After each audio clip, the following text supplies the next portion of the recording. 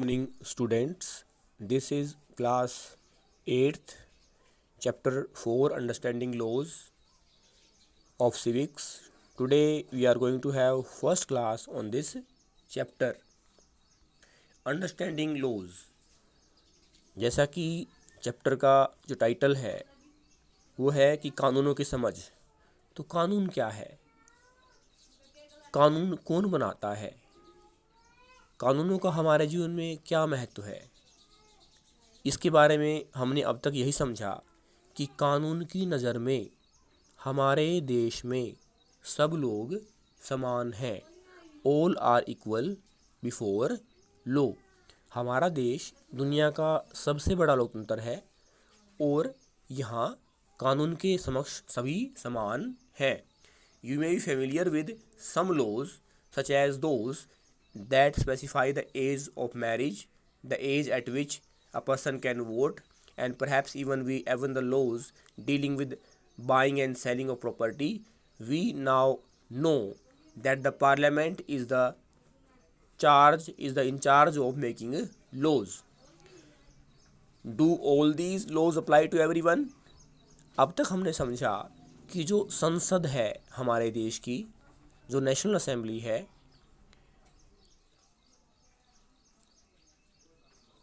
उसे कानून बनाने का अधिकार है।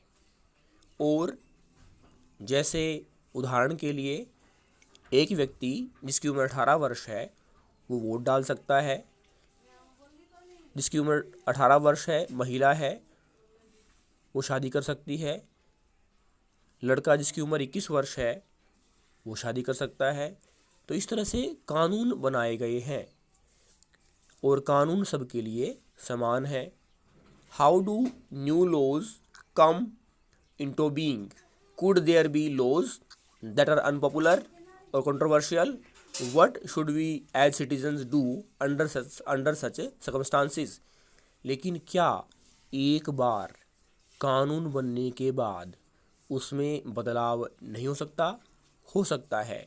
क्या कोई कानून विवादास्पद यानी कंट्रोवर्शियल नहीं हो सकता? हो सकता है।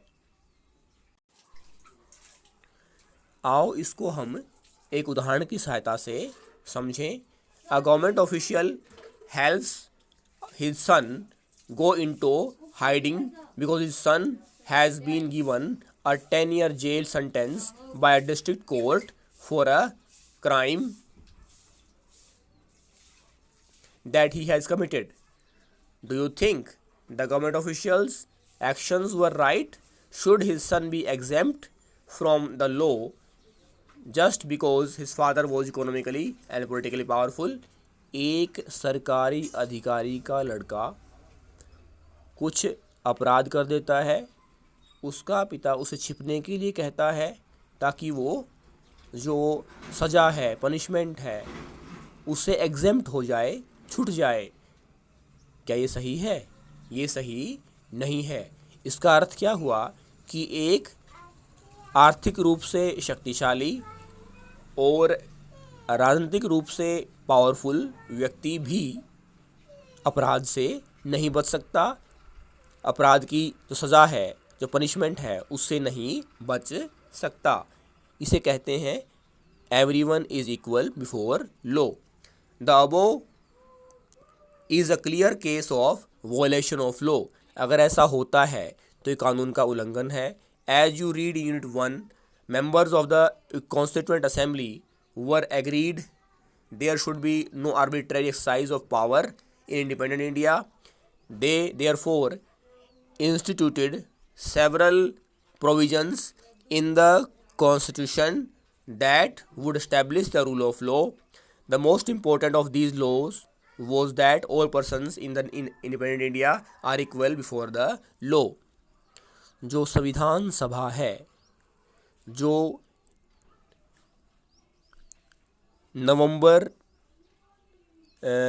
दिसंबर 1946 से नवंबर 1949 तक भारत के संविधान का निर्माण करने में कार्यरत रही, जिसमें 200 से अधिक सदस्य थे,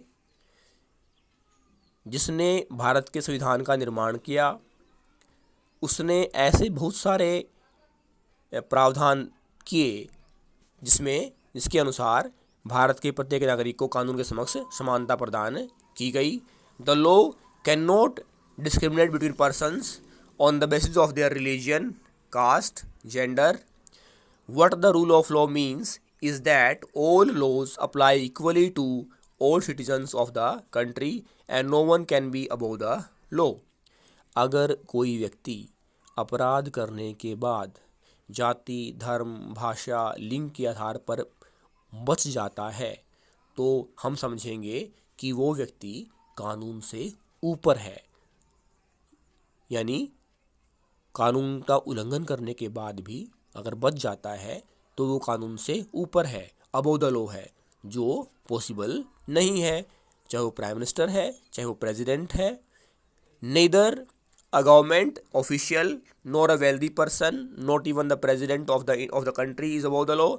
Any crime or violation of law has a specific punishment as well as a process through which the guilt of the person has to be established, but was it always like this? लेकिन क्या व्यवहार में, वास्तविकता में, दैनिक जीवन में ऐसा होता है?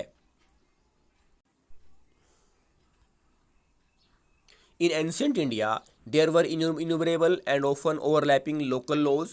Different communities enjoyed different degrees of autonomy in administering these laws.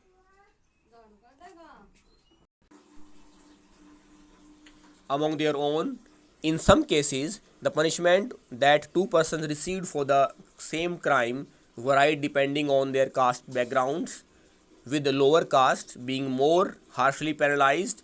This slowly began to change as the system of law began to further evolve during the colonial period.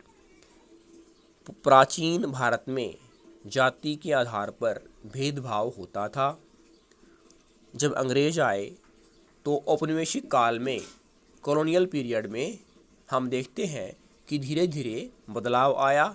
लेकिन क्या रूल ऑफ लॉ, कानून का शासन, अंग्रेजों की then है? ऐसा नहीं है। It's often believed that it was the British colonists who introduced the rule of law in India. Historians have disputed this claim on several grounds, two of which include: first, that colonial law was arbitrary; second, that the Indian nationalists played a prominent role in the development of legal sphere in British India. One example of arbitrariness that continued to exist as part of British law is the Sedition Act of 1870. हम देखते हैं कि 1870 जब भारत अंग्रेजों के अधीन था तब एक कानून बना, सेडिशन एक्ट, जिसके अंतर्गत कोई व्यक्ति, कोई भारतीय अगर अंग्रेज सरकार का विरोध करता है, प्रोटेस्ट करता है, आलोचना करता है, तो उसे बंदी बना लिया जाता था, उसे गिरफ्तार कर लिया जाता था, ये बिना जाने कि उसका विरोध, उसकी आलोचना तर्कसंगत है या नहीं। तब क्या हुआ कि भारतीय जो राष्ट्रवादी थे, जो नेशनलिस्ट थे, उन्होंने रूल ऑफ लॉ स्थापित करने में भूमिका निभाई कि कोई भी कानून है वो उसे आप रैंडमली, बिना लॉजिक के, बिना तर्क के, बिना सोचे समझे उसे पास नहीं कर सकते, उसे लागू, उसे थोप नहीं सकते। Indian nationalists began protesting and criticizing this arbitrary use of authority by the British. They also began fighting for greater equality and wanted to change the idea. हम क्या देखते हैं कि भारतीय राष्ट्रवादियों ने इस अंग्रेजों की ज्यादती का विरोध किया। आओ हम एक एग्जाम्पल की सहायता से समझें कि किस तरह से अंग्रेज़ों का कानून आर्बिट्रेरी था, वो इलॉजिकल था। Another example of British arbitrariness was the Rowlatt Act, which allowed the British government to imprison people without the trial. Indian nationalists, including Mahatma Gandhi, were vehement in their opposition to Rowlatt bills. Despite this large number of protests, the Rowlatt Act came into effect on 10th March 1919. In Punjab, protests against this act continued quite actively, and on April 10, two leaders of the movement, Dr. Satpal and Saifuddin Kichlu, were arrested. To protest these arrests, a public meeting was held in 13 April at Jallianwala Bagh in Amritsar, and General Dyer entered the park with his troops. They closed the only exit, and without giving any warning, Dyer ordered the troops to fire. Several hundreds of people died in this gunfire, and many more were wounded, including women and children. This painting shows troops firing on people during Jallianwala Bagh massacre. हम क्या देखते हैं कि जब 1919 में 10 मार्च को roulette act लागू किया गया, जिसमें क्या था, अगर कोई भारतीय अंग्रेज सरकार का विरोध करता पाया जाता है, उसे बिना किसी मुकदमे और ट्रायल के 2 साल के लिए जेल में डाल दिया जाता था. इसके विरोध में भारतीयों ने प्रदर्शन किया, विरोध किया, और जब वो प्रदर्शन कर रहे थे जलियांवाला बाग में 13 अप्रैल 1919 को, उस पर जनरल डायर ने गोलियां चलाई और सैकड़ों की संख्या में लोगों की मृत्यु हुई, डेथ हुई. उसमें महिलाएं और बच्चे भी शामिल थे, जिसे जलियांवाला नरसंहार कहा जाता है. इस तरह से हम देखते हैं कि रूल ऑफ लॉ अंग्रेजों की पूर्णतः देन नहीं है. Of the law from a set of rules that they are force to obey to law as including idea of justice. इस तरह से हम देखते हैं कि अंग्रेजों के समय में कानूनों को लागू तर्कसंगत तरीके से नहीं किया जाता था, उसमें न्याय की भावना नहीं थी. रूल ऑफ लॉ में जो आइडिया ऑफ जस्टिस है, जो न्याय की भावना है, जो न्याय का विचार है कि सब लोग समान हैं, वो होना आवश्यक है. By the end of 19th century, the Indian legal profession also began emerging and demanded respect in colonial courts. They began to use law to defend the legal rights of Indians. Indian judges also began to play a greater role in making decisions. Therefore, there were several ways in which Indian played a major role in the evolution of rule of law during the colonial period. इस तरह से हम देख सकते हैं कि समय के साथ साथ भारतीय न्यायाधीशों को निर्णय लेने का अधिकार मिला और कानून के बनने में बदलाव आए. ऐसा कानून बनने लगे कि इसमें आइडिया ऑफ जस्टिस था.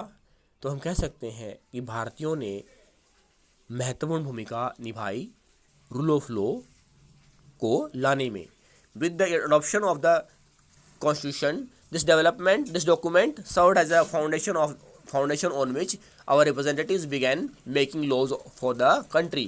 Every year, our representatives pass several new laws as well as amend existing laws. तो हम क्या देखते हैं, जब से संविधान बना है, जो कानूनों का, नियमों की एक किताब है, जो देश के शासन को चलाने के लिए आवश्यक है, उसके बाद रूल ऑफ लॉ स्थापित हो जाता है और कानून बनते हैं, उनमें संशोधन होता है, नए कानून बनते हैं, पुराने कानूनों को समाप्त किया जाता है.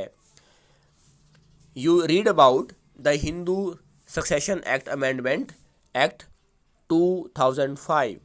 According to this new law, sons, daughters and their mothers can get an equal share in the family property.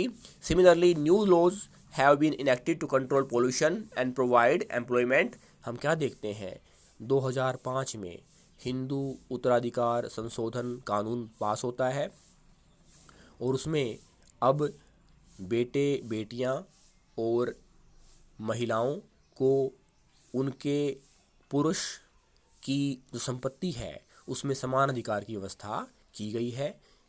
इस तरह से प्रदूषण को रोकने संबंधी कानून बनाए गए हैं. लोगों को रोजगार देने के लिए एम्प्लॉयमेंट गारंटी एक्ट बनाया गया है. How do people come to think that and propose that new law is necessary? You will learn more about this in the next section. कल हम जानेंगे किस तरह से लोग ये जान पाते हैं कि अब कानून की आवश्यकता है, नया कानून बनाया जाए. थैंक्स.